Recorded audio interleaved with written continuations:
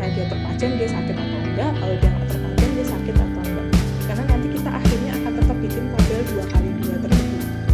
Yang tadi bahwa exposure-nya positif, exposure-nya negatif, outcome-nya positif, outcome-nya negatif. Sebisa mungkin kenapa coding itu berperan, Dok? Itu karena bentuk dari tabel 2x2 tersebut, Dok. Kalau misalnya nanti dokter kebalik, exposure negatifnya yang di atas, nanti dokter cara bacanya akan berbeda, Dok. Nanti hasilnya akan berbeda. Jadi kenapa kita coding 0101 itu penting atau 1212 itu sangat penting. Gitu. Nah, kemudian untuk yang penelitian-penelitian ini, Dok, mulai yang yang analitik, ini sebetulnya kita bisa pakai Stroop. Stroop guideline ini sebetulnya lebih untuk telaah kritis, dokter. Jadi kalau kita mentelaah kritis itu sebetulnya kita bisa pakai ada panduannya untuk review jurnal gitu, kita bisa pakai Stroop ini. Nah, di sini itu dia sudah membahas apa aja yang harus ada. Nah, dokter bisa lihat di rata-rata semua penelitian itu pasti ada ini, Dok. Judul, abstrak, introduction, kemudian metode, hasil, result, kemudian diskusi, serta yang untuk dana kalau ada. Yang memberikan dana, misalnya dokter dapat dari hibah atau misalnya dapat dari sponsor pabrik obat dan lain-lain, itu bisa di sini. Kenapa? Karena nanti untuk menghindarin ini, Dok, konflik of interest, Dok. Jadi ini harus selalu disebutkan. Jadi nanti reviewernya tahu, Dok. Gitu. Lah intinya adalah ini, Dok. Makanya nanti di situ di title and abstract-nya itu harus ada apa aja. Itu sebetulnya di sini sudah ada semua. Nah, walaupun ini lebih sering untuk telaah kritis, tapi kalau kita bisa mereview suatu jurnal, saya rasa untuk menulis untuk dokter akan lebih mudah. Jadi, jadi nanti yang akan dilihat oleh reviewer tuh ini aja loh. Jadi pada saat dokter membuat, dokter sudah harus menjelaskan tentang ini. Semuanya ini harus ada. Totalnya ada 22 item. Untuk introduction hanya poin nomor 2 dan 3. Metode memang yang paling banyak dari 4 sampai 12. Kemudian hasil dan diskusi. Nih, hasil 13 sampai 17 kalau nggak salah. Diskusinya 18 sampai 21, sisanya adalah untuk dananya dapat dari mana, fundingnya bagaimana. Nah, ini adalah eksperimental. Eksperimental ini jujur paling sulit, Dok. Jadi tingkatannya paling tinggi sebetulnya meta-analisis sih, Dok. Tapi kalau meta-analisis kayaknya terlalu berat ya, Dok. Jadi kita mungkin mentok di eksperimental dulu aja, Dok. Karena kalau meta-analisis jujur saya sendiri juga belum pernah melakukan, Dok. Jadi kalau misalnya disuruh ngajarin saya juga nggak pede.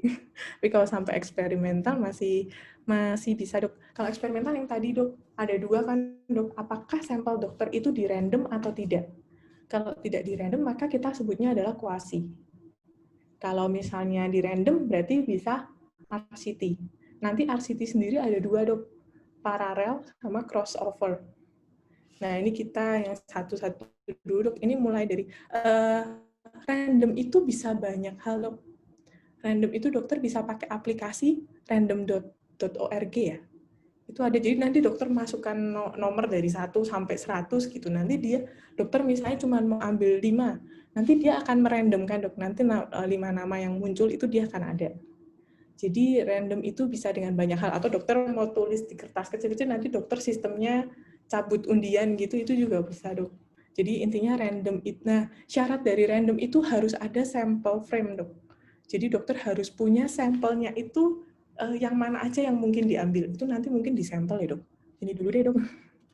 Jadi kalau populasinya ini kita sudah bisa random, maka yang satunya itu kan kita kasih intervention, satunya kita tidak kasih intervensi. Bisa tidak kasih atau kasih tapi berupa placebo. Nanti baru dokter bisa melihat apakah dia muncul atau tidak. Atau misalnya penyakitnya membaik atau tidak. Tergantung eksperimentalnya dokter, misalnya tentang obat atau tentang terapi. Maka di sininya adalah dia sembuh atau tidak. Kayak gitu. Nah, ini yang bedanya paralel dengan crossover. Kalau misalnya paralel, dia setelah dilakukan random, kan yang satunya dapat perlakuan misalnya obat yang dokter mau uji, yang satunya dapatnya placebo atau terapi standar. Karena kan kalau misalnya kita tuh kalau eksperimental agak terbentur di etik, Dok. Misalnya dokter sudah pasien ini dokter tahu bahwa ini obatnya adalah antibiotik, ini gold standarnya misalnya. Tapi dokter mau mencoba obat antibiotik golongan baru. Berarti treatment A adalah yang golongan baru, treatment B adalah yang antibiotik yang selama ini digunakan.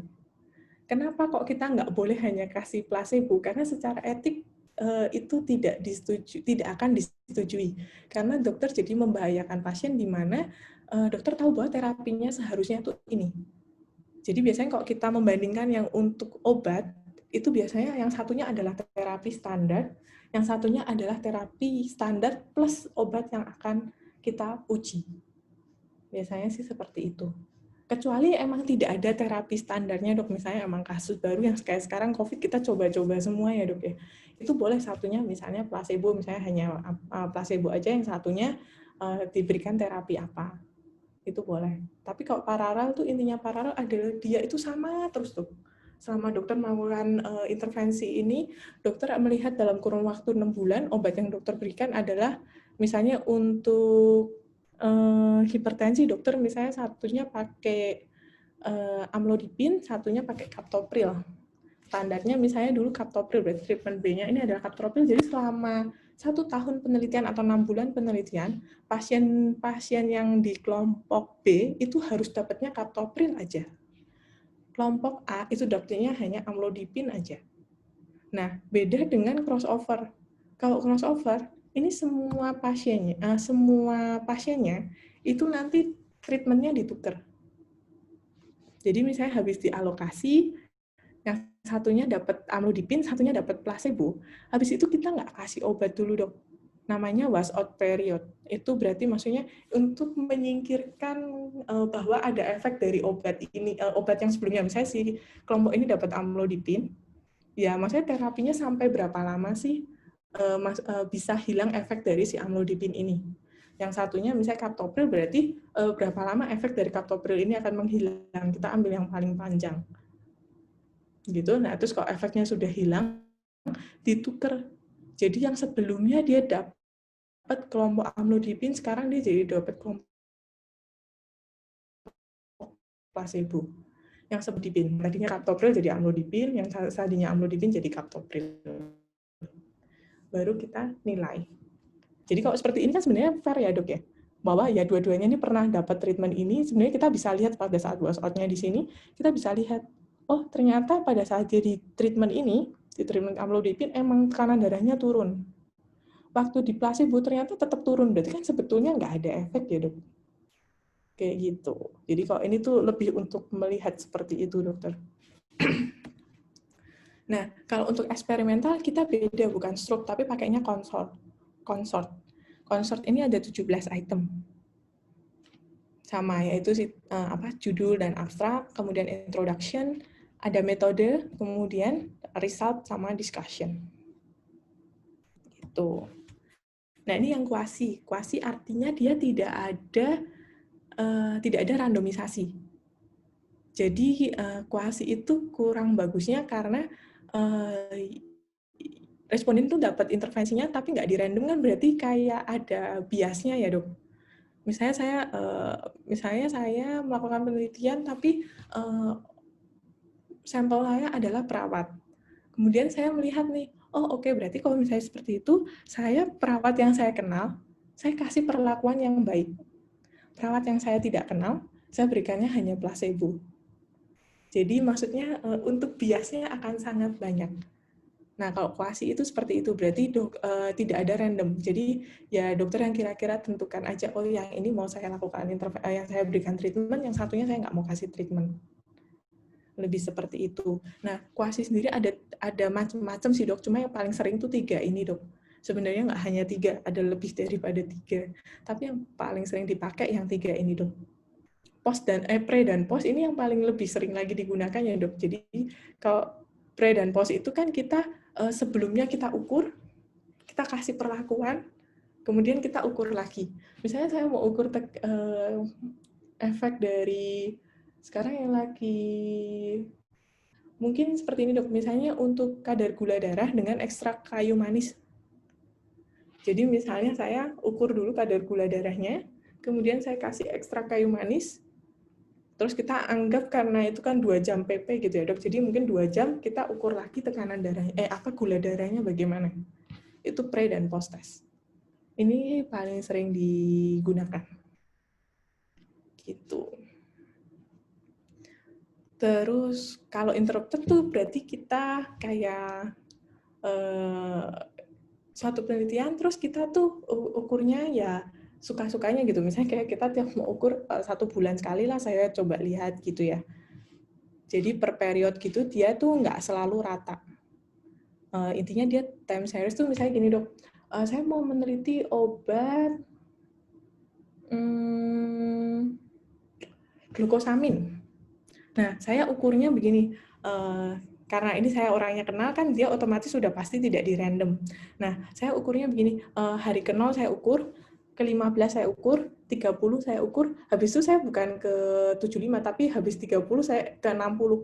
Harusnya kan per 15, harusnya 45 kan saya ukur. Tapi enggak, saya habis dari 30 saya ukur lagi di 60. 60 saya ukur lagi ke 90. Hari ke 90 saya baru ukur. Nah, itu interrupted. Jadi kalau intinya sih lebih ke arah bahwa dia itu tidak di random. Tapi kalau interrupted time series-nya ya maksudnya terserah kita di tengah-tengah kita mau ukur, kita mau ukur, kita mau ukur, kita mau ukur gitu. Kalau pre-post kan jelas ya dok, sebelumnya kita ukur, dikasih perlakuan, setelahnya kita ukur lagi gitu. Ini sebenarnya udah masuk ke sampel dok, tapi sampelnya saya nggak sampai ke besar sampel. Sampelnya hanya untuk yang pengertian sampel itu apa sih dok? Mau dilanjut aja atau gimana dok? Boleh dok, lanjut dok. Lanjut aja nggak apa-apa ya dok? Oke, kalau misalnya yang ini, kan kita namanya untuk suatu penelitian, sebetulnya kan untuk populasi ya dok. Nah, tapi populasi kan kita nggak mungkin meneliti untuk satu Indonesia. Karena satu biayanya pasti besar sekali. Kita mau mewawancarai 200 atau memeriksa orang 250 juta, itu gimana caranya kan agak tidak bisa, maksudnya itu tidak visible untuk dilakukan. Makanya kita butuh yang namanya sampel.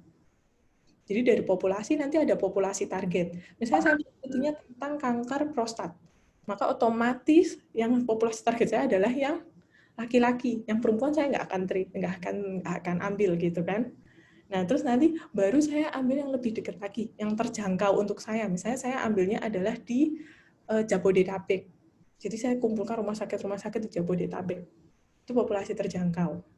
Nah, terus nanti yang jadi sampel adalah yang memenuhi kriteria inklusi dan eksklusi. Gitu. Nah, ini. Jadi kalau untuk sampel, kita harus pertimbangkan 3 hal. Siapa yang mau kita ambil? Itu kita pakai kriteria inklusi dan kriteria eksklusi. Gimana cara ambilnya? Itu berarti kita pakai metode sampling. Yang akan kita pelajarin hari ini hanya sampai 2 ini, dok. Kalau berapa banyak, itu berarti kita pakai sample size. Hitung besar sampel, dok. Nah, hitung besar sampel ini nanti tergantung desain yang dokter gunakan. Dokter hitungnya apakah proporsi ataukah rata. Jadi hitung besar sampelnya itu tergantung dari desain yang dokter gunakan dan data yang akan dokter gunakan. Data variabelnya itu dokter pakainya adalah datanya itu skalanya apa? Nominal, ordinal, rasio atau interval gitu. Nah, ini metode dok. Tadi kalau yang siapanya kan kriteria inklusi dan eksklusi. Kalau gimananya kan dengan sampling nih dok. Nah, sampling itu ada yang random atau probability sama yang non-random. Kalau namanya random atau probability, itu berarti semua orang itu punya kesempatan yang sama untuk kita ambil sebagai sampel. Kalau dia nggak random, berarti kesempatannya akan berbeda. Misalnya saya kenalnya sama dokter-dokter yang ada di Ciawi, maka saya akan ambil dokter yang di Ciawi daripada saya susah-susah ngambil dokter yang misalnya di Semarang atau di Kudus gitu. Jadi kesempatannya akan berbeda. Nah, kalau probability itu semua yang akan jadi sampel saya, misalnya saya mau menelitinya adalah tentang dokter, maka saya akan ke ID, kemudian saya minta data dokter yang ada di Jakarta. Nah, nanti data dokter yang ada di Jakarta itu namanya sampling frame, Dok. Jadi kalau kita yang namanya random, kita harus punya sampling frame. Kalau nggak ada sampling frame, itu namanya bukan random. Jadi misalnya saya mau meneliti mahasiswa Tarumanegara, maka saya harus punya data seluruh mahasiswa Tarumanegara, baik fakultas ekonomi, kedokteran, akuntansi, apalagi arsitek, dan lain-lain, itu kita harus punya datanya dulu. Setelah itu kita masukkan ke mesin, kita ambil secara acak. Itu namanya random, Dok. Sama kalau misalnya saya tadi mau telitinya ke dokter, berarti adalah saya minta ke ID, saya minta data seluruh dokter yang ada di Jakarta. Kemudian saya bikin itu sebagai suatu nomor 1, 2, 3, 4, 5, sampai misalnya 1000 gitu kan. Nah, nanti saya tinggal pakai mesin. Nah, itu tergantung saya mau pakainya caranya apa. Simple, systematic, stratified, atau cluster. Jadi intinya harus ada sampling frame. Makanya ini saya di sini saya kotakin, kalau yang ini saya nggak ada kotaknya. Karena yang ini adalah sampling frame, dia harus ada sampling frame. Kalau non-random, dia nggak perlu ada sampling frame, nggak masalah. Jadi kalau non-random itu yang saya akan lebih pilih, misalnya convenience, saya akan lebih cocok dengan yang deket-deket sama saya. Jadi otomatis orang yang posisinya deket sama saya, akan saya, kemungkinan dia saya ambil sebagai sampel akan jauh lebih besar dibandingkan orang yang ada di ujung-ujung sana. Kayak gitu. Ini saya akan kasih gambarnya supaya lebih mudah, Dok. Ini untuk simple random sampling. Itu berarti begini, Dok. Kalau misalnya tadi yang dokter udah punya sampling frame, dokter ambil aja secara acak. Misalnya dokter punya 200 orang. Untuk sampling frame dokter ada 200 orang. Dokter ya udah, dokter tinggal tulis nomor 1 sampai 200. Kemudian dokter ini cabut undi. Bisa aja dapatnya 1, 2, 5, terus habis itu nggak dapat lagi, nanti baru dapat lagi di angka misalnya di 90-an. Jadi yang dari 20 sampai 80 nih nggak keambil, itu bisa-bisa aja, Dok. Namanya simple random sampling, dia seperti itu, jadi acak aja. Kayak gitu. Atau dokter misalnya bisa pakai aplikasi yang tadi, dokter tulis angka 1 sampai 200, kemudian kalau udah dokter jalankan programnya, dia nanti misalnya dokter cuma mau ambil 5, dia akan muncul 5 angka. Kayak gitu. Nah, kalau sistematik, itu kita ngambilnya seperti ini, Dok. Misalnya yang tadi 1 sampai 200, saya ambil angka. Misalnya saya dapat angka 7. Maka saya akan ikuti polanya, Dok. Berarti saya akan ambil nomor 7, saya tambahin 7. Jadi nomor 14, terus nomor 21, 28, 35, kayak gitu. Jadi ada polanya, Dok. Dia akan sama terus polanya. Jadi kalau misalnya dokter mau ambil angkanya 10, ya dokter ambilnya kelipatan 10, 10, 20, 30, 40, 50, 60, 70 gitu. Nah, kalau misalnya dokter misalnya sampelnya masih butuh tapi nomornya udah sampai di akhir.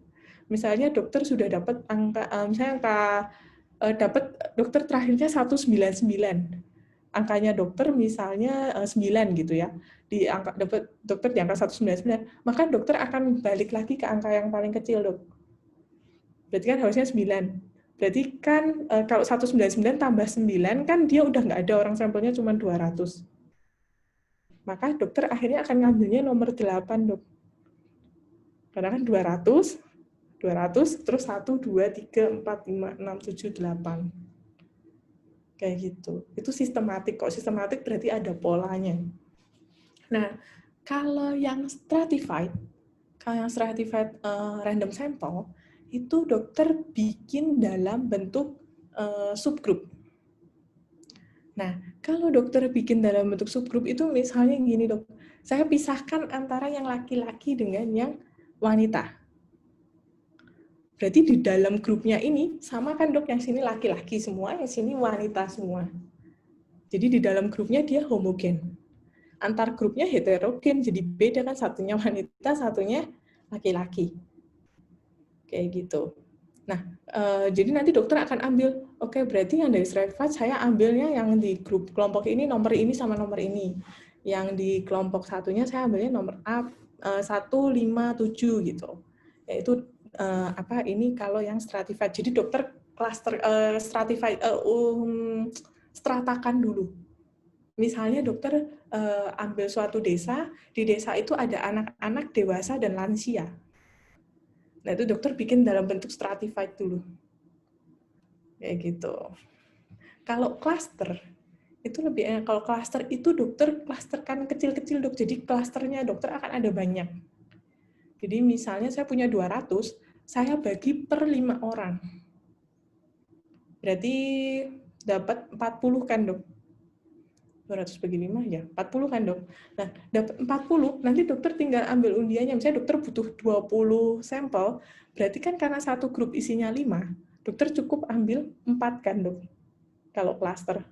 Jadi dokter cukup ambil 4, misalnya dokter bikin kan tadi dari 200, dokter bagi masing-masing 5 nih. Dokter nomorin, jadi dari nomor 1 sampai nomor 40. Jangan dari 1 nomor sampai nomor 40. Nah, terus nanti tinggal dokter ambil. Oh, saya dapat nomor 5. Berarti klaster nomor 5 itu beserta 5 orang di dalamnya itu dokter ambil. Ya gitu. Terus misalnya saya dapat nomor 10, berarti si klaster nomor 10 beserta 5 orang di dalamnya itu dokter ambil. Kayak gitu, itu klaster. Kalau klaster berarti dokter bikin kelompoknya banyak. Kalau misalnya stratified itu digolongkannya tergantung dengan yang ada di lapangannya seperti apa, tapi nggak mungkin digolongkannya tuh banyak-banyak. Kalau klaster tuh dokter bebas, dokter atur. Gitu. Nah, ini contohnya yang simpel, dok. Kalau misalnya stratified itu yang tadi, dokter klasifikasi stratakan. Yang anak sendiri, dewasa sendiri, lansia sendiri. Jadi antar klasternya dia heterogen, dok. Karena dokter di antar klasternya kan di situ si desa A, desa B, desa C. Ini misalnya ya, dok, di desa A ada 150 orang, anak-anaknya ada 60, dewasanya ada 50, lansianya ada 40. Desa B jumlah penduduknya 180, desa C jumlah penduduknya 200. Kalau stratified berarti dokter kelompokan nih. Jadi yang anak-anak sendiri, dewasa sendiri, lansia sendiri. Kalau dalam klasternya, dia homogen, dok, semuanya anak-anak. Antar klasternya kan beda ya, dok. Yang satunya di sini anak-anak, yang di sini yang kelompok kedua dewasa semua, kelompok ketiganya lansia semua. Ini namanya stratified. Dokter boleh bagi seperti ini, terus nanti saya ambil nih. Di yang kelompok anak-anak saya mau ambil 5, kelompok dewasa saya mau ambil 10, lansia saya ambil 5. Kayak gitu. Beda dengan klaster. Kalau klaster, itu dokter lihat antar klaster, antar klasternya, dia homogen. Sama-sama di sini ada anak, dewasa, dan lansia. Dewasa, anak, dan lansia. Dewasa, anak, dan lansia. Sama kan, dok? Berarti antar klasternya sama kan? Klaster A, klaster B, klaster C, itu sama-sama ada anak, dewasa, dan lansia. Tapi di dalam klasternya jadi beda-beda kan, dok? Di dalam klasternya, oh ya ada anak, ada dewasa sendiri, ada lansia sendiri. Kayak gitu. Tapi ini harusnya kalau klaster ini dibaginya lebih kecil-kecil lagi, dok. Jadi misalnya dari si desa A, ini ada 60, 50, 40, ini saya nggak jadikan satu klaster. Tapi misalnya saya bagi jadi 5 klaster, dok. Kayak gitu. Yang desa B juga 5 klaster, desa C juga 5 klaster, kayak gitu. Tapi di dalam satu klasternya itu nanti akan ada si anak-anak, ada dewasa, ada lansia. Kayak gitu, dokter. Nah, ini kalau yang non-random, dong. Kalau yang non-random, itu saya sebagai peneliti, misalnya ini adalah populasi saya, maka saya akan melihat aja, oh yang kayaknya cocok, oke saya mau ambil si ini, si ini, si ini, si ini, gitu. Itu judgmental. Jadi sesuai dengan apa yang dokter inginkan. Judgmentnya dokter. Sesuai apa yang menurut dokter, kayaknya tuh orang, ini kayaknya bisa ada hipertensi nih, melihat dari perawakannya. Atau misalnya dokter melihat apa? Itu dokter judgment. Judgmentnya dokter sendiri. Makanya namanya judgmental sampling. Gitu. Jadi ini namanya non-random, dok, kalau yang ini. Karena kan sesuai dengan judgment-nya dokter, itu kan berarti setiap orang itu tidak memiliki probabilitas yang sama. Kayak gitu. Kemudian kalau convenience, itu yang tadi dok saya bilang, orang yang di lingkarannya lebih dekat, saya akan lebih suka ambil kan, dok. Karena menurut saya ya, satu, ongkosnya lebih murah, terus lebih mudah juga untuk saya ambil gitu kan. Jadi akhirnya saya akan pilih yang senyamannya saya ambilnya yang deket-deket saya aja, yang datang ke saya ambil, itu namanya convenience. Kayak gitu. Kalau kuota, itu misalnya kita sampai kuota kita terpenuhi, misalnya kita mau ambil yang laki-laki usianya di atas 50, ya kita ambil aja nih. Nih. Tuh yang udah senior-senior kita ambil, yang usianya di atas 50 kita langsung ambil. Itu namanya sampai kuota kita terpenuhi. Jadi misalnya di situ mau ada 10 orang, terus nanti ternyata masih kurang, ya udah kita cari lagi sampai kuota kita penuh. Jadi misalnya di daerah situ, oh yang laki-laki usianya dari 50 kok di sini cuma 4. Padahal saya butuhnya 5. Ya saya akan pergi kemana lagi walau saya tidak mempedulikan daerah dan lain-lain. Oh ini ada satu lagi, ya udah saya ambil. Pokoknya kuota saya harus penuh. Ini namanya kuota sampling. Nah, kalau snowball ini biasanya kayak untuk sesuatu yang jarang, Dok, atau misalnya eksklusif. Misalnya kayak, kan biasanya kok orang yang penyakitnya masih agak jarang, mereka punya perkumpulan sendiri ya, Dok. Jadi berdasarkan rekomendasi. Jadi misalnya saya cuma kenal sebenarnya sama dia dan dia.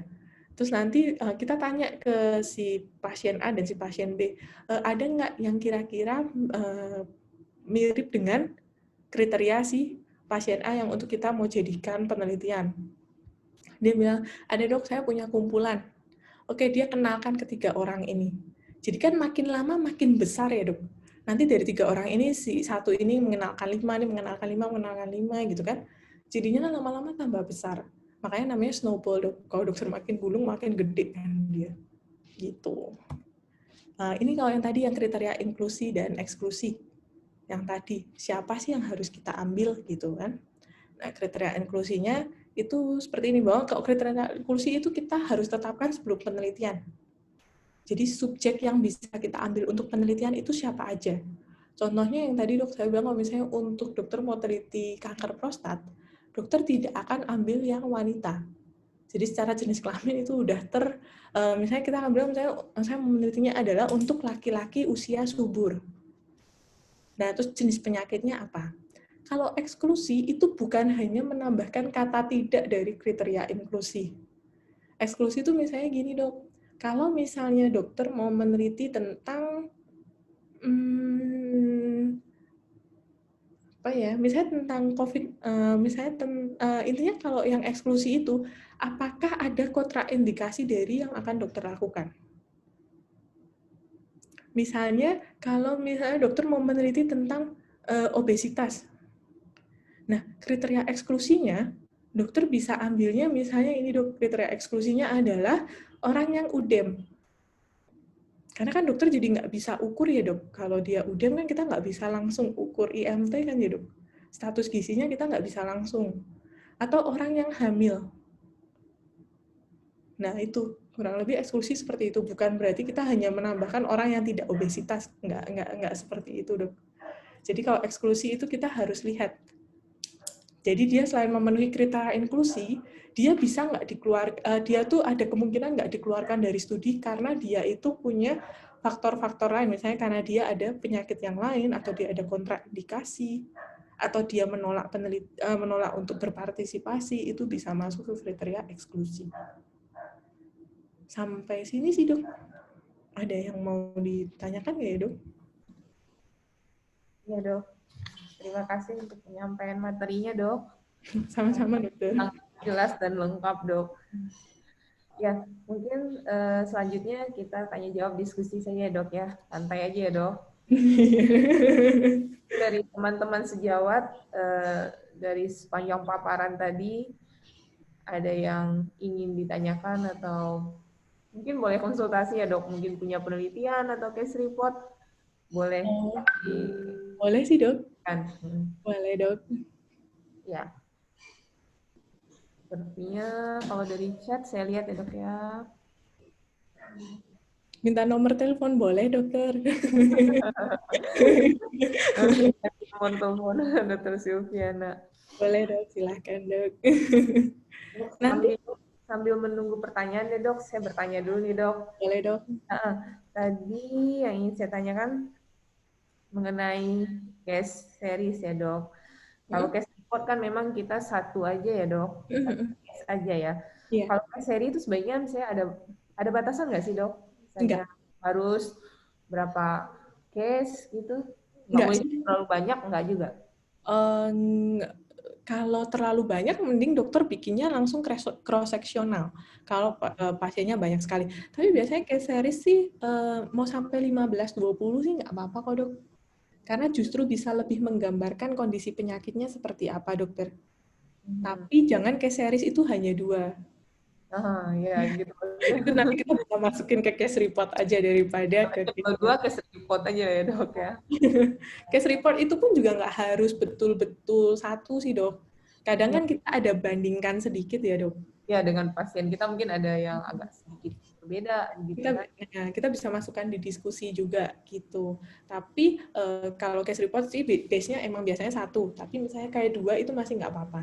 Tapi kalau misalnya kayak sudah masuk ke 5, 7, ke 15, 20, itu sih lebih baik masuk ke case series sih dok. Tapi kalau dokter udah lebih banyak dari itu, misalnya dokter bisa dapat 100, Ya, dokter mending langsung hitung besar sampel. Apa bisa jadi cross seksional. kenal ya. Oke, Kak. Mungkin ada teman-teman yang lain yang ingin bertanya, dipersilakan lewat chat atau langsung juga bisa.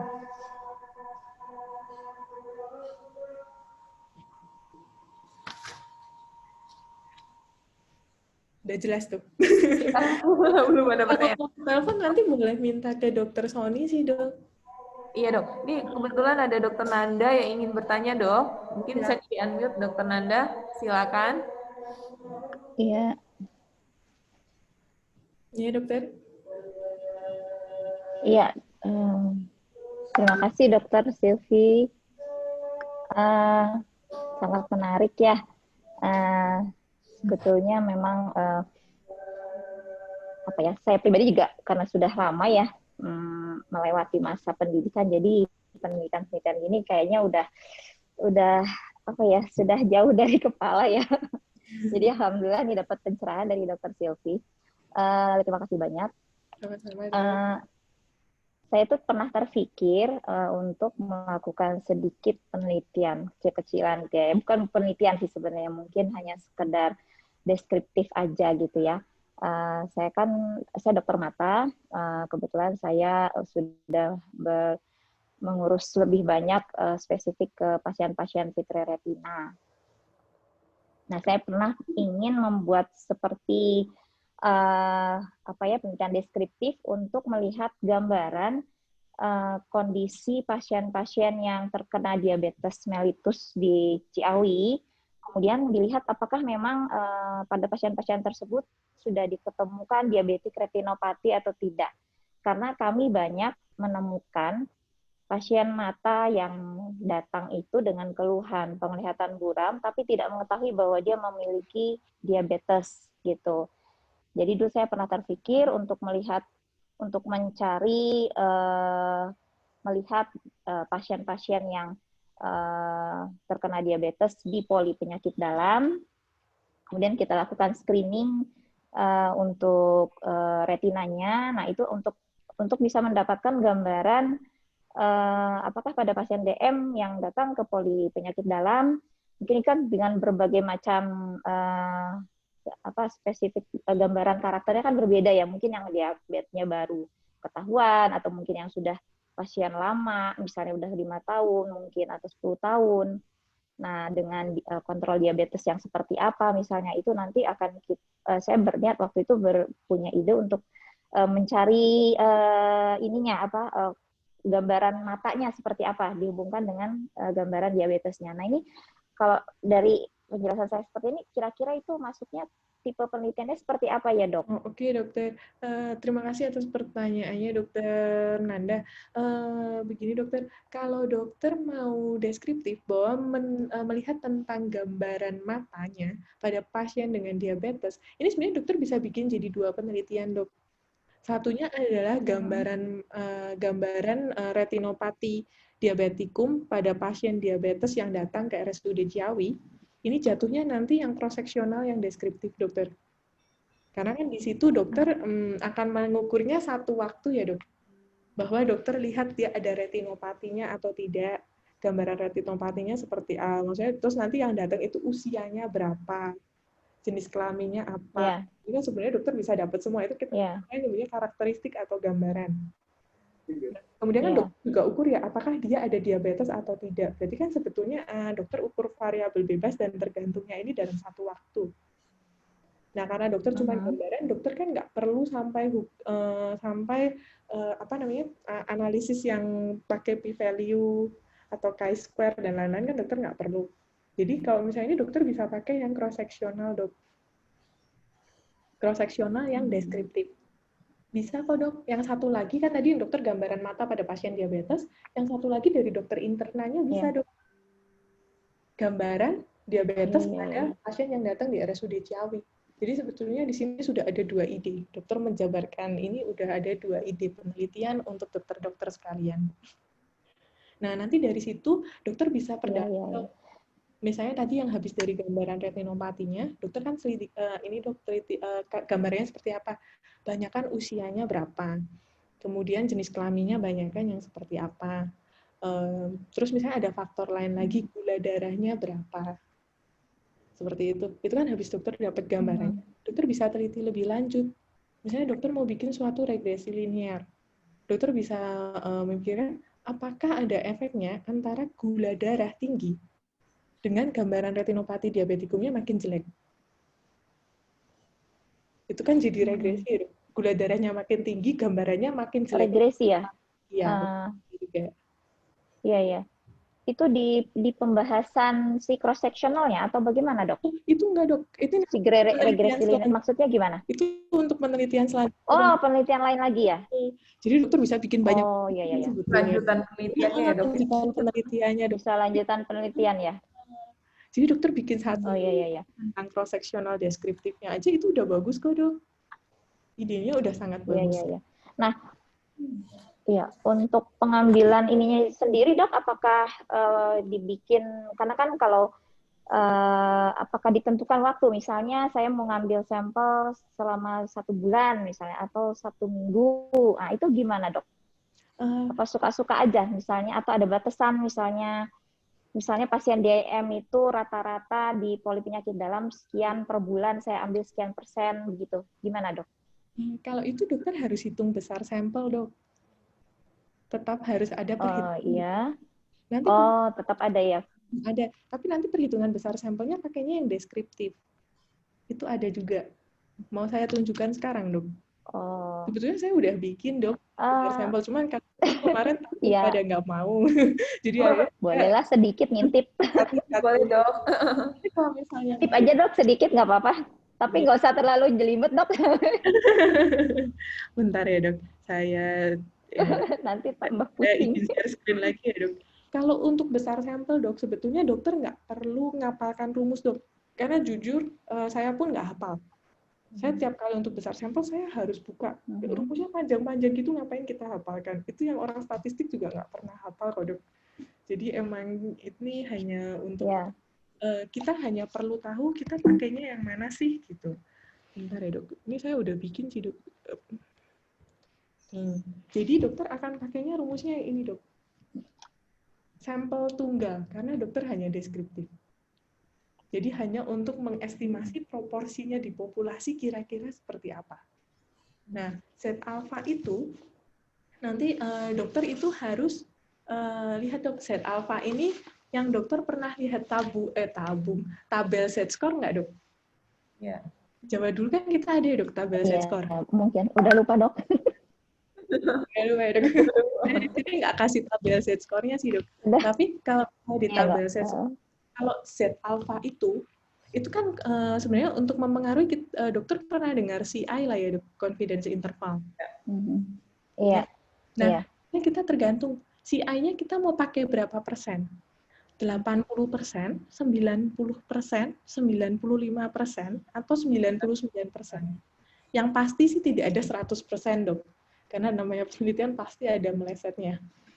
Jadi, CI-nya tergantung apakah 80%, 90%, 95%, atau 99%. Kalau dokter di sini Z alpha-nya, CI-nya dokter hanya mau pakai, sebenarnya makin tinggi CI-nya, makin besar confidence intervalnya, maka dokter jumlah sampelnya pasti akan semakin besar. Biasanya sih untuk standar kita akan pakai yang 95%. Tapi kalau untuk case yang sangat-sangat jarang, kita mau nggak mau confidence intervalnya kita turunin dok, jadi 80% atau 90%. Kalau 95% itu udah standar 1,96. Kalau 80% itu kalau di tabel Z-score dokter kalau lihat 1,28. Kalau 90% 1,65. Kalau 99 2,38. Jadi dengan melihat Z alfanya aja dokter udah tahu bahwa semakin tinggi CI-nya, semakin tinggi confidence intervalnya, maka besar sampelnya akan semakin besar. Nah, nanti P-nya ini kita bisa cari di pustaka, dok, proporsinya. Misalnya kan dokter, tadi yang dokter kan tentang cross-seksional yang gambaran retinopati kan, dok? Deskriptif. Ya, gambaran retinopati kan, dok? Karakteristik pasien diabetik retinopati. Mungkin itu kali ya. Kalau ya, lebih ke arah karakteristik pasien diabetik retinopatinya sih, dok. Karakteristik pasien diabetes diabetik retinopati kan, dok. Berarti dokter nanti akan mencari pustaka prevalensi dari orang-orang yang terkena retinopati diabetikum itu berapa persen. Itu adalah P. Q itu 1 minus P, dok. Jadi misalnya nanti dokter dapat proporsinya atau prevalensi dari orang yang terkena retinopati diabetikum adalah 5%, maka Q-nya adalah 95%. Nah, kalau D-nya adalah tingkat ketetapan absolut yang dikehendaki, biasanya kita pakai 10%. Nah, ini untuk yang kalau data yang lain, dok. Pakai proporsi atau pakai rata, tergantung datanya nominal atau numerik. Sebenarnya udah ada sih, dok. Nah, tapi kalau kalau saya diminta untuk kasih analisis data, agak nggak mungkin sesebentar ini sih, dok. Iya. Kemarin kayaknya pikir jangan sampai besar. Nah, itu nanti aja deh, pusing liatnya. Iya sih. Next session. Sessionnya ya, dok. Gitu, dok. Jadi nanti dokter bisa pakai rusnya yang itu tadi, dok. Iya. Jadi bisa pakai Z alfa kuadrat berarti 1,96 kuadrat dikalikan dengan proporsi dari orang yang terkena diabetik retinopati di pustakanya seperti apa. Jadi nanti dokter masukkan dari jurnal, misalnya dapat dari jurnal mata prevalensi orang terkena retinopati diabetikum itu berapa banyak sih? Nah, itu dokter bisa masukkan itu sebagai proporsi. Dan sebenarnya nanti kok dokter udah ketemu rumusnya ini ya, dok, dokter sebenarnya tinggal cari di internet, itu banyak banget aplikasi untuk hitung sampel, dok. Jadi dokter nanti cuma tinggal berlihat, ini proporsinya saya dapatnya sekian, ini nanti saya maunya ketetapannya 10%, confidence intervalnya saya maunya 95%. Nanti dia akan otomatis hitung. Nah, kalau deskriptif ini biasanya nggak gitu banyak, dok, sampelnya. Bisa aja sih banyak. Kalau kayak COVID-19 itu waktu deskriptif dia banyak banget, dok. Saya kemarin hitung, kita ada bikin penelitian di UNTA, itu butuh sampelnya sampai 1.000. Tapi kalau yang retinopati diabetikum kan jumlah case-nya kan nggak sebanyak COVID-19 ya, dok. Jadi sih harusnya bisa... Nggak sebanyak COVID-19 sih, tapi memang makin kesini makin banyak ya.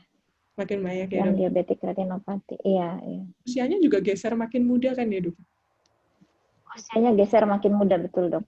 Itu dokter dan usia 30-40 itu, ya, usia 30-an ya sekarang sudah banyak yang, udah banyak yang lanjut, dok, udah banyak yang advance gitu diabetik retinopati. 30-40-an ya, dok, sekarang ya? Oh, wow. Ya, sekarang udah banyak, dok, late 30 gitu ya, udah banyak sekali yang datang ke mata, sudah yang stadiumnya itu sudah lanjut gitu, sudah advance diabetik retinopati. Ini sebenarnya dokter bisa bikin penelitian satu lagi kan, dok? Kenapa kok bisa terjadi pergeseran usia pada penderita retinopati diabetikum? Gitu. Bisa. Banyak. Oke, oke dari Dok, Itu aja udah pusing, Dok. dokter sebetulnya idenya udah banyak sekali, Dok. ya, cuma Iya, cuman untuk memulainya ini loh yang, aduh, ya secara ilmunya udah di luar kepala tuh maksudnya benar-benar nggak ada di sini. Enggak, Dok. Bikin ininya dulu aja, Dok. Latar belakangnya dulu, Dok. Iya. Kita Baik. pelan-pelan aja, Dok. Nggak apa-apa. Bikin latar belakangnya dulu. Nanti kalau misalnya dokter mau tanya besar sampelnya, nanti saya hitungkan juga nggak apa-apa, Dok. Ya. Terima kasih banyak, Dok. Semangat, Ya. dokter. Iya, insya Allah. Terima kasih ya, Dokter Silvi. Sama, dokter. Ya.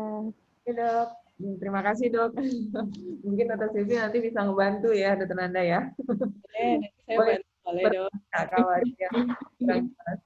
Iya, mudah-mudahan. Untuk pertanyaan selanjutnya, Dok, ada dari Dr. Lika nih, Dok. Pertanyaannya, case control dan cohort study, apakah ada batasan minimal untuk waktunya, Dok? Misalnya 5 tahun ke depan atau 5 tahun mana nih? Ke depan terus ke belakang ya? Ya maksudnya ada batasan waktunya nggak, Dok? Gitu. Sebetulnya untuk batasan waktu nggak pernah dibilang sih, Dok. Dokter mau melakukan hanya 1 tahun pun boleh, Dok. Oh gitu. Jadi nggak Ya. ada batasan. Tapi kan sebetulnya bukan batasan waktu. Lebih tepatnya dokter harus tahu secara pustaka, Dok. Misalnya dari rokok sampai menyebabkan kanker, itu kan nggak mungkin 1 tahun, Dok. Ya, Iya. lama. Tapi misalnya kalau yang jangka waktunya pendek, misalnya dia terpapar radiasi terus-menerus, dengan dia terjadi kanker, ya mungkin bisa lebih cepat. Jadi ini sebenarnya tergantung dari pustakanya, Dok. Berapa lama kira-kira progres penyakit ini? Ya, berarti tergantung perjalanan penyakitnya. Nah, tergantung perjalanan penyakitnya, Dok. Tergantung riwayat alamiah penyakitnya seperti apa. Misalnya kalau untuk COVID-19, ya kita bisa lihat prosesnya dia dari inkubasi sampai dia kejadian kan sebenarnya nggak lama ya, Dok. Ini dokter 1 bulan bisa gitu loh, Dok. Tapi kalau misalnya dokter untuk yang teliti kanker, kan nggak mungkin kalau dokter cuma teliti setahun, cuma setengah tahun gitu. Sedangkan ya kalau kayak gitu maka otomatis pasti nggak akan ada yang terjadi kasusnya gitu loh, Dok. Atau terjadinya sangat minimal karena tidak sesuai dengan pustaka yang ada. Gitu. Jadi ini sebenarnya tergantung pustaka sih, Dok. Nggak ada ketentuan bahwa dokter kalau melakukan kohort harus 10 tahun. Nggak. Tergantung riwayat perjalanan penyakitnya, dokter. Oke, Dok. Terima kasih, Dok. Mungkin yang lain ada yang mau ditanyakan dari dokter yang lain? Nah, kalau belum ada sih pertanyaan lagi boleh ya, Dok? Boleh, dokter. Misalnya nih, penelitian deskriptif analitik, Dok. Contoh, misalnya kita ingin melakukan pemeriksaan laboratorium nih, Dok. Misalnya satu level, misalnya vitamin D deh, Dok. Level vitamin D pada pasien anak dengan infeksi saluran pernapasan bawah, Dok. Infeksi saluran pernapasan akut bawah. Berarti itu kita nanti akan mencari hubungan, Dok. Berarti termasuk deskriptif analitik ya, Dok? Masuknya analitik, Dok. Oh, masuknya analitik. Kan tadi deskriptif ada 2. Observasional maksudnya berarti ya. Kalau profesional. Profesional berarti ada yang deskriptif, ada yang analitik. Berarti kita masuk ke analitik ya, Dok. Nah, ya, betul, dokter. Nanti akan dapat kita OR-nya ya, Dok. Kalau misalnya dokter pakainya cross sectional, dokter dapatnya PR, Dok.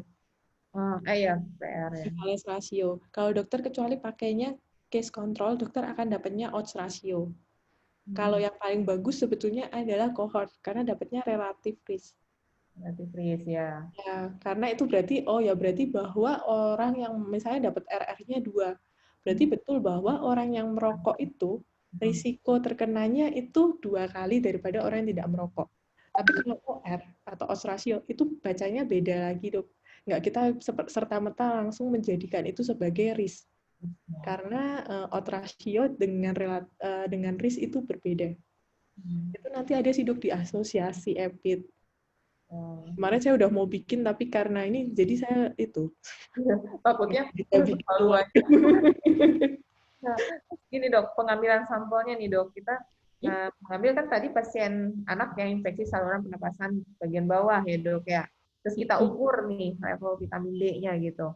Nah, cara teknik pengambilan sampelnya berarti kan bisa sesuka, istilahnya bukan yang apa tadi, yang secara Random, non random. ya bukan begitu. Misalnya ada convenient atau yang mungkin yang datang ke poliklinik aja atau yang datang ke pasien rawatan saja gitu dok. Itu namanya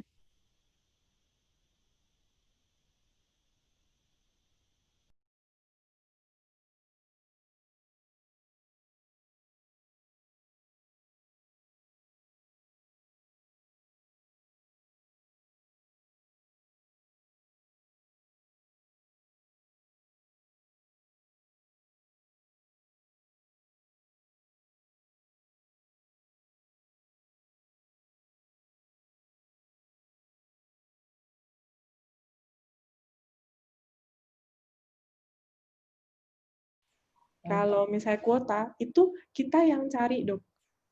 Judgmental, itu sebenarnya hampir mirip kan dengan yang dokter sekarang ini kan bisa dibilang dokter judgmental juga ya, dok.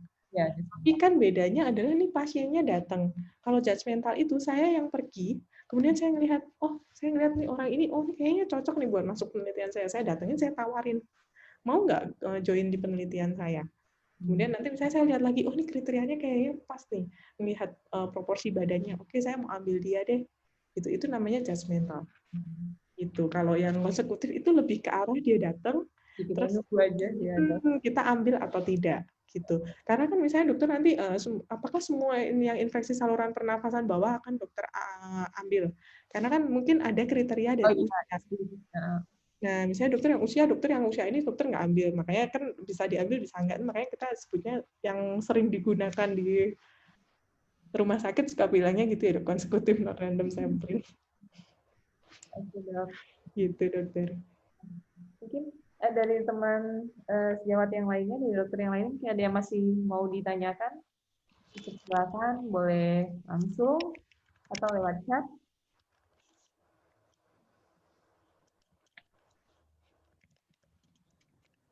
Masih belum ada pertanyaan nih dok. Memang dok, untuk memulai, kadang ide-idenya muncul banyak begitu ketemu pasien di ruangan. Tapi untuk memulai suatu tulis gitu dok, nah itu kayaknya berat banget. Ada trik nggak dok? Sebenarnya kalau mau mulai bikin dari latar belakang sih dokter. Menurut saya kalau begitu latar belakang itu udah jadi, selanjutnya itu lebih ke arah ngikut ya dok ya. Dokter coba aja bikin latar belakang dulu aja dok.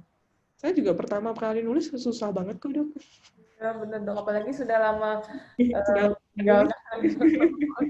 Ya. Dulu saya benci banget dok penelitian dok. Kejeblosnya di EPIT kan. Dulu saya suka nggak gitu suka dok. Pelan-pelan aja. Latar belakang dulu ya dok ya. Mulai dari latar belakang dulu, begitu latar belakang udah jalan ya dok, nanti tiba-tiba ada aja yang dokter tulis. Kemudian nanti untuk literatur review, dokter bisa yang tinjauan pustaka, dokter boleh coba download Mendeley dok. Kalau dokter misalnya malas nanti untuk nulis daftar pustakanya. Kadang kendalanya orang nulis malas ini ya, ngesitasinya ya dok. Ya, Dokter bisa download Mendeley dok. Mendeley itu nanti dokter misalnya lihat dari internet, misalnya dokter dapat jurnal A, dokter bisa ada web importernya. Jadi nanti dia akan masukin ke Mendeley yang dokter punya, Mendeley desktopnya dokter. Nanti dokter pada saat ngetik di Microsoft Word, itu dokter tinggal klik nanti add citasinya, dokter tadi ambilnya dari yang mana, itu bisa. Itu sangat membantu sih dok, jujur saya terbantu sekali. Tapi nanti tetap terakhir di situnya pun dokter bisa pilih, dokter mau citasinya model apa, mau Harvard, mau Vancouver, itu ada. Jadi coba aja dok, Mendeley. Makanya juga gampang kok dok, nggak sesusah ini. Lumayan sih kalau di.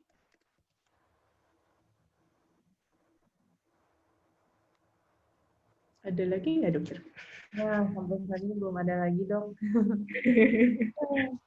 Mungkin masih mencoba merenungin ya dok ya. Iya, ini loh dok. Mungkin kalau tadi sudah jam 3 ya dok ya. Kalau sudah tidak ada pertanyaan udah. Ini dok nih Mendeley dok. Jadi nanti Dokter kalau mau, dokter tinggal insert citasinya mau yang mana, dokter klik. Di sini saya punya Mendeley desktop-nya. Ini semuanya ada. Nanti saya tinggal pakai gitu. Ya dok, nanti kita coba dok. Nanti boleh ya dok ya, kita bertanya kalau misalnya sudah mulai menulis, ada kendala atau ada masalah kesulitan, kita boleh bertanya ya dok ya. Boleh dokter, silakan dok. Buat dokter Nanda bisa juga tentang CVS dok. Penelitian tentang CVS di Indonesia masih agak jarang ya dokter. Halo dokter Nanda. Computer vision syndrome, dok? Ya betul dokter. Oh iya. Indonesia masih sangat jarang. Dokter bisa dok, karena kan sekarang kita semua online ya dok. Saya jujur mata saya aja sering gara-gara sampai Iya sih. Iya betul-betul. Banyak sih dok kasusnya. Jadi dokter kalau cari gambaran CVS, pada entah dokter mau ambilnya pasien anak atau pasien dewasa di Ciawi itu bisa dok. Itu juga kan maksudnya deskriptif dok. Jadi dokter punya banyak gitu. Sebenarnya sih kalau dipikirin mah bisa banyak sekali ya dok ya yang bisa kita teliti ya. Iya, cuman ya ini pertama mungkin kalau saya pribadi lah ya, bukan kita ya. Saya pribadi memang karena mungkin udah terlalu sibuk dengan urusan pekerjaan ya poli ya oka ya pokoknya gitulah. Jadi ide itu ya sekedar ide dan keinginan ya sekedar keinginan, jadinya nggak berusaha diwujudkan. Di samping memang males gitu buka buku tentang penelitian lagi tuh males gitu, kayaknya saya emang terus terang memang nggak terlalu seneng sih sebenarnya ya penelitian gini nih, maksudnya membaca lagi tentang yang tadi dokter terangkan itu menurut saya sesuatu yang agak-agak susah gitu loh untuk dipahami dibandingkan kalau saya baca tentang penyakit gitu ya, tentang ininya gitu, tentang klinis gitu ya. Kalau yang ini emang ya itulah, jadi kendala-kendala itu dok, jadi akhirnya nggak jadi lagi gitu, padahal udah pengen bikinnya gitu. Ya, semoga nanti bisa terlaksana dok. Ya. Terima kasih atas pencerahannya. Ya, setelah ini banyak penelitian muncul di RSUD Ciawi ya dok. Amin. Oke deh. Ya deh dok, kalau nggak ada pertanyaan lagi, Itu dia. Oh ya, diharapkan pada semua peserta untuk mengaktifkan videonya, kita akan ambil foto dok, sesi foto. Oh. Sudah? Belum semua?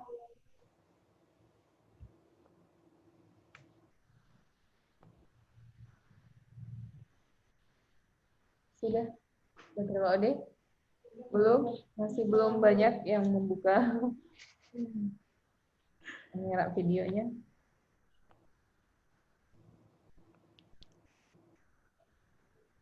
Oh, ada yang nggak bisa buka foto, ya udah nggak apa-apa. Yang ada aja dulu, ya. 1, 2, 3. Sekali lagi. Oke, terima kasih. Terima kasih dokter. Sedikit saya simpulkan ya dok sebelum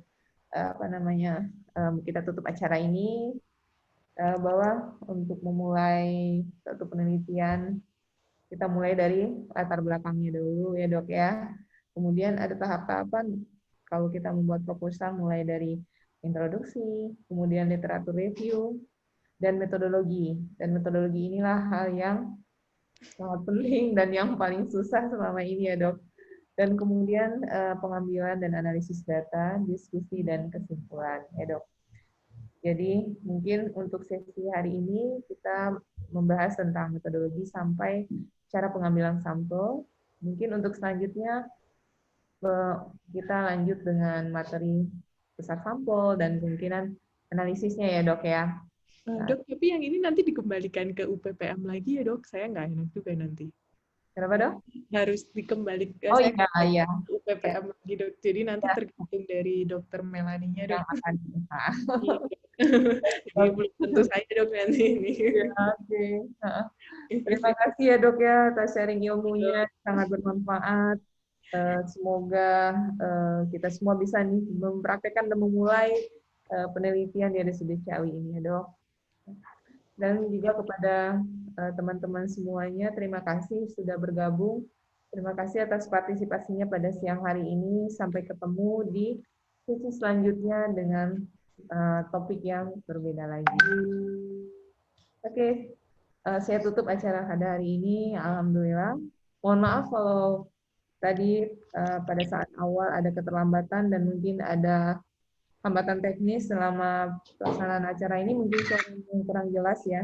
Mudah-mudahan ke depan bisa lebih baik lagi.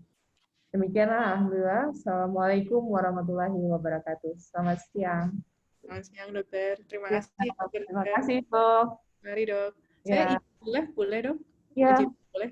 Ya. Nanti nomornya mau di-share, nggak apa-apa sih, dok, saya? Ya, dok. Sama materinya juga di-share ya, dok, ya nanti. Boleh, dok. Boleh, silahkan, dokter.